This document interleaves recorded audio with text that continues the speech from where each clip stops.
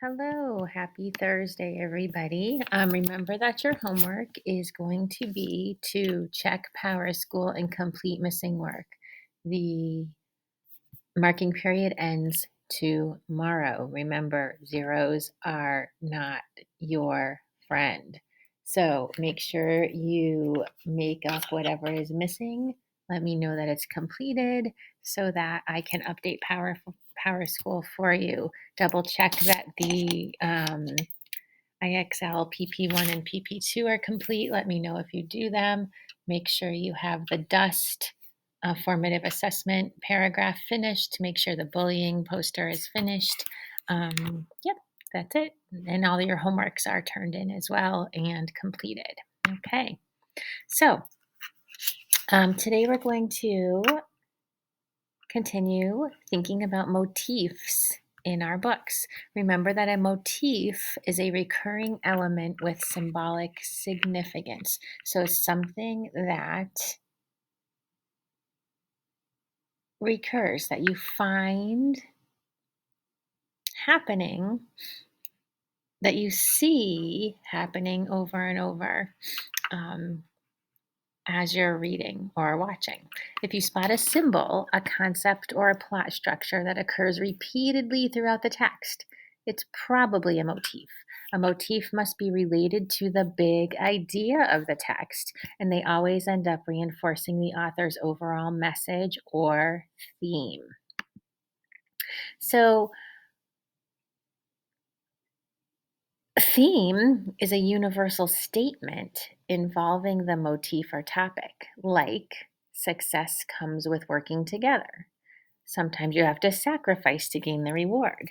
The motif might be success, right? But the topic, or I'm sorry, the motif might be success, or the topic might be success, but the theme is that statement about the motif or topic, like success comes with working together.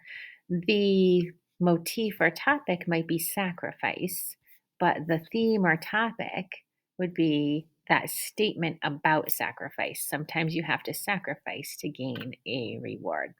So today we're going to continue to use that idea about finding motifs and thinking about how those motifs might become themes, using those motifs to gain a deeper understanding of themes and characters.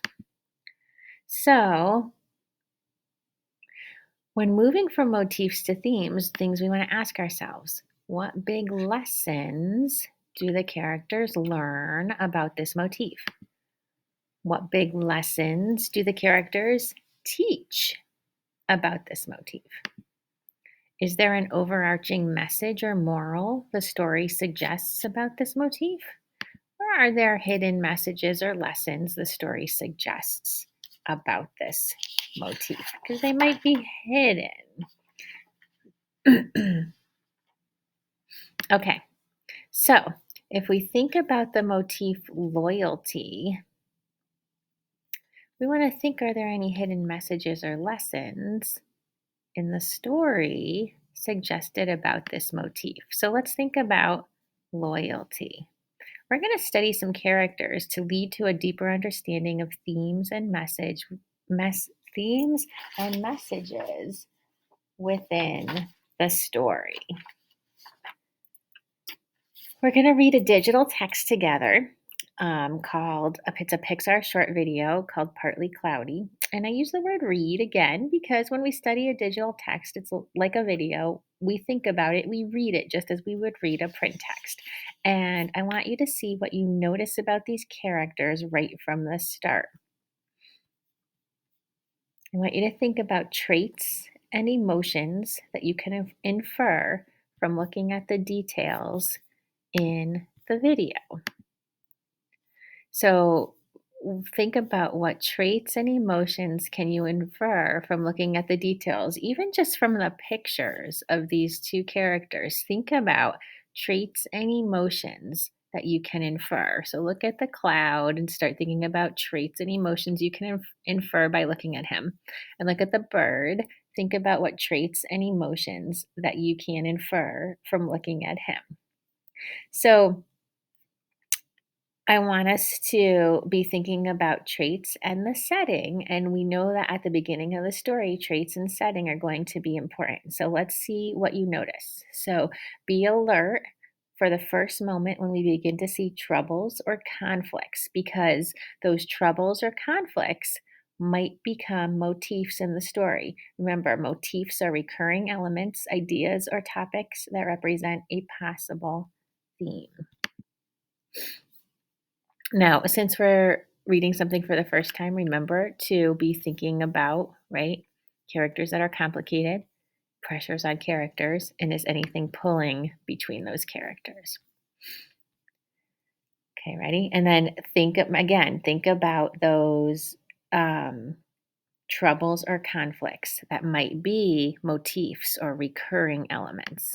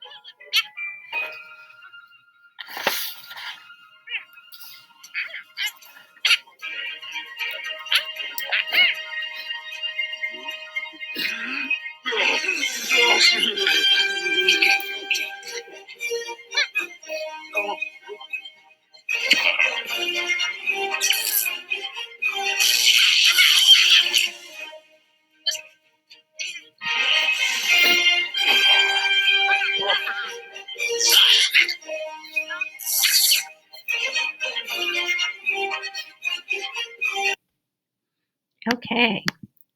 Oop, hang on. Okay, so what did you notice about the characters? What traits did you notice here? Can you find specific exact words to describe or to figure out what you're thinking? Like, think about how would you describe the cloud? How would you describe the bird? So, in your digital notebook, now pause my video, go to the digital notebook and fill in. How would you describe, what did you notice about the characters? What traits did you notice? What emotions did you notice? So take a minute and fill that out, traits and emotions that you noticed. And then come back to me when you're done. I noticed that the bird was a good friend. I also noticed that the cloud was jealous of all the other clouds. And then I also noticed that he seemed really lonely. And I also noticed that the bird was very dependable. What did you notice? He kept coming back, right? Even though the cloud was giving him all the lousy babies, the hurtful babies, he kept coming back. He was super dependable. Okay, so we're going to watch again. This time, watch more closely. Look for how you would describe these characters and also look for the strongest evidence. Okay.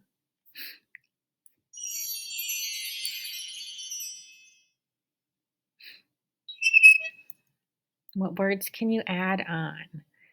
Strongest words and strongest evidence.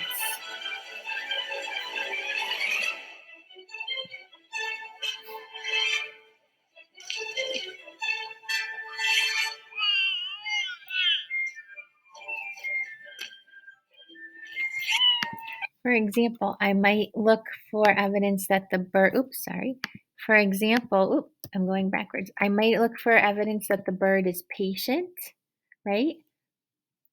It'll be important before we explore more motifs for you to be skilled at supporting ideas with evidence. So, what's the evidence that the bird might be patient? Look for that evidence. If that's the word you choose.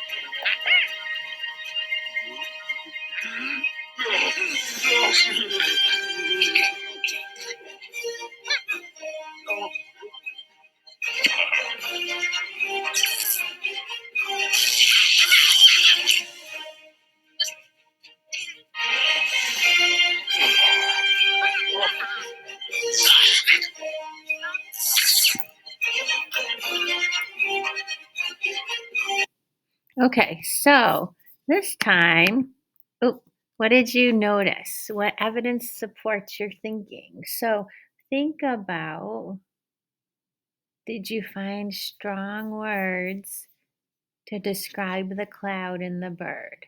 So go ahead and do that.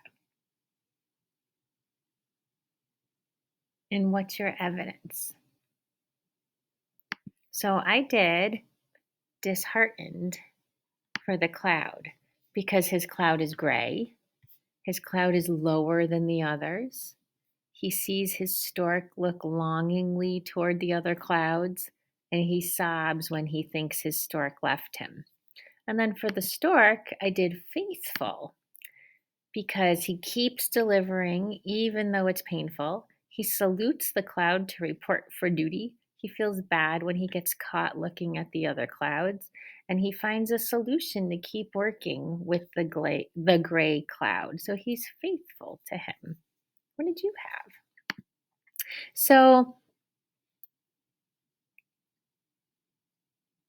we have a sense of who these characters are now. So let's shift to the new reading work of analyzing these characters in the text to search for possible motifs and maybe themes. So let's identify some motifs. So remember, a motif is a subject that a writer returns to often, that appears again and again in a story, and they're often named in one word short phrase. So let's think about repeated troubles and conflicts that are hiding in the story.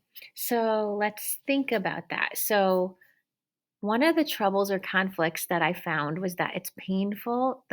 There's painful challenges for the stork, right? Each animal that the cloud gives him is really difficult. Um, Another challenge that I came up with is the gray cloud feels sad and he feels different than the other clouds, right? He just feels really left out. Another challenge that I came up with is that the stork feels bad hurting gray cloud's feelings by looking at the other clouds. And then a fourth one that I came up with is gray cloud feels bad that the stork is getting hurt. And that keeps happening over and over, right? So the painful challenges happen over and over. The gray cloud feels bad for the stork getting hurt over and over. And the gray cloud is feeling sad throughout the whole story that he's different than the other clouds, right? I think this is coming up across the story. So these are issues that I think the author seems kind of preoccupied with, right?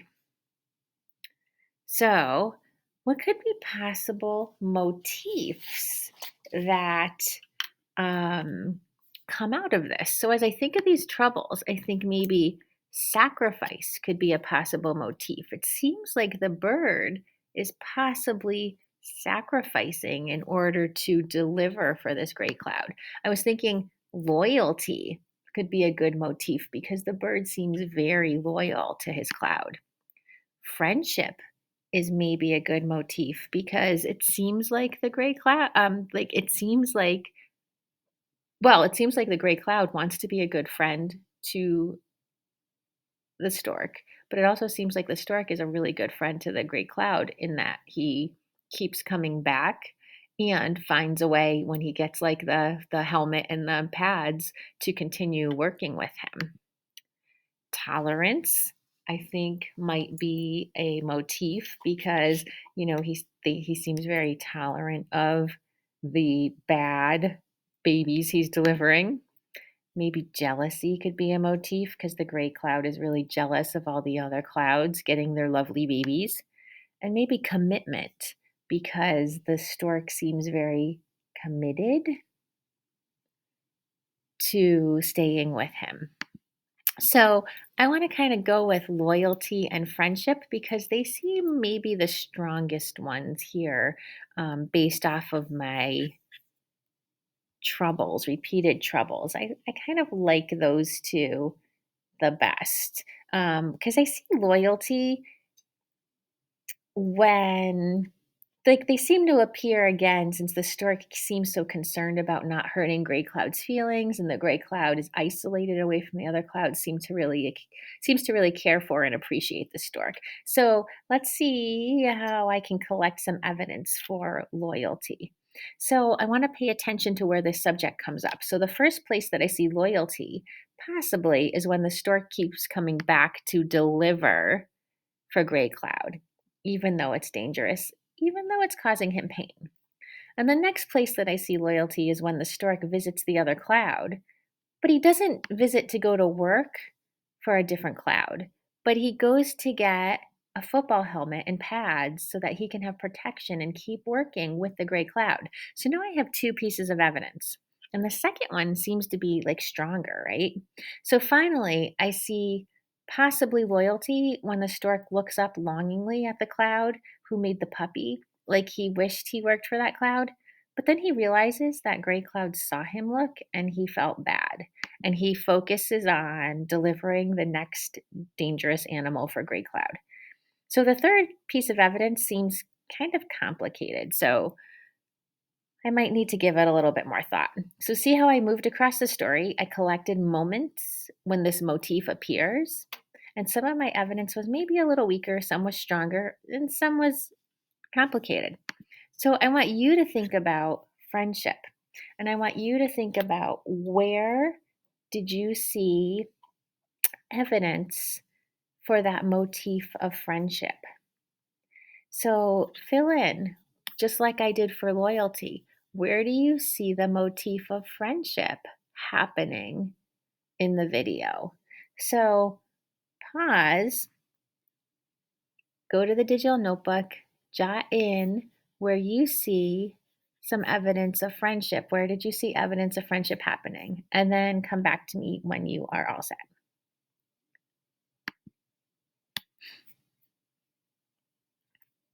Okay, so hopefully you found some evidence, jotted in some evidence for friendship. It's okay if you didn't have all three filled in. If you have two, that's fine. Um, the most important thing about the work you just did here, though, is you didn't wait until the end of the story to ask, what's the story beginning to be about?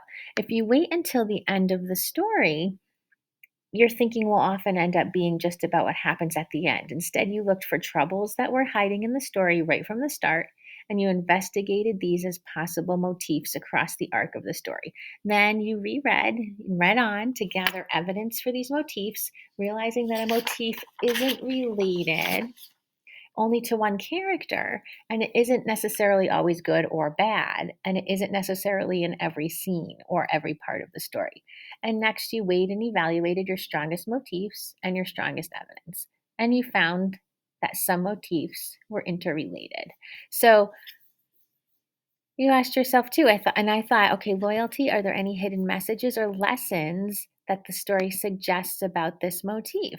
So I thought, are there any how can I move from that motif into a theme?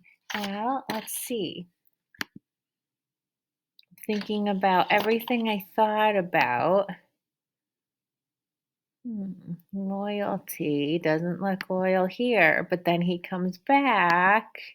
So if I think about loyalty and I think about all the evidence that I collected, and I start to see the foundation of loyalty. Loyalty is like the quality of giving or showing firm and constant support or allegiance to a person, right? The stork salutes the gray cloud in respect. He's reporting for duty. He's being a loyal teammate.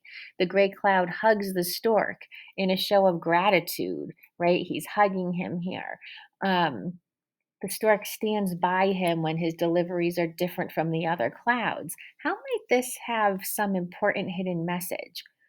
Maybe because within loyalty, it's like caring for others. It's conflicting pressures, giving up what you may want for the good of another person, right? So maybe the author's trying to show us that there will be loyalty if the relationship is built on respect. And then there was the scene where the stork looks to the cloud that's making the puppies, and he looks at it longingly, like he might wanna work for him, but then he realizes the gray cloud sees him doing this, and he feels terrible that he's made this friend feel inferior to the cloud, and the stork works hard to show the gray cloud that he's committed to him and his deliveries. So, maybe that has some important hidden message. Maybe because within loyalty is commitment, maybe the author's trying to show us loyalty is built over time when everyone in the relationship is committed to each other. So here's what I'm thinking. Remember the moment when the stork flew off to the other cloud and we began to wonder if he was leaving the gray cloud? We thought about loyalty. Actually, we began to question his loyalty, right? So let's try to explain that. Maybe the hidden message here, maybe the author is saying, as we start to question the stork's loyalty, maybe the author is saying being loyal isn't always easy. It's hard to remain loyal when it challenges you in some way. Does that make sense? So then there's that final scene where the stork comes back and gives the gray cloud a gift delivery, the football helmet and pads, right?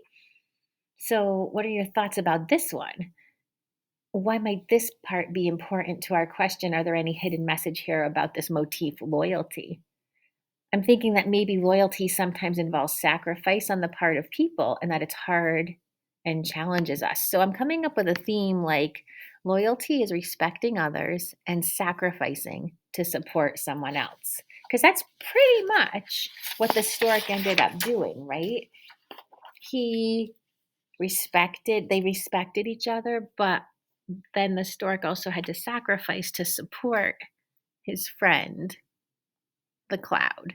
So I came up with my motif, thought about what was going on, the troubles, the conflicts, the other qualities the characters had, and then came up with my thematic statement about that motif.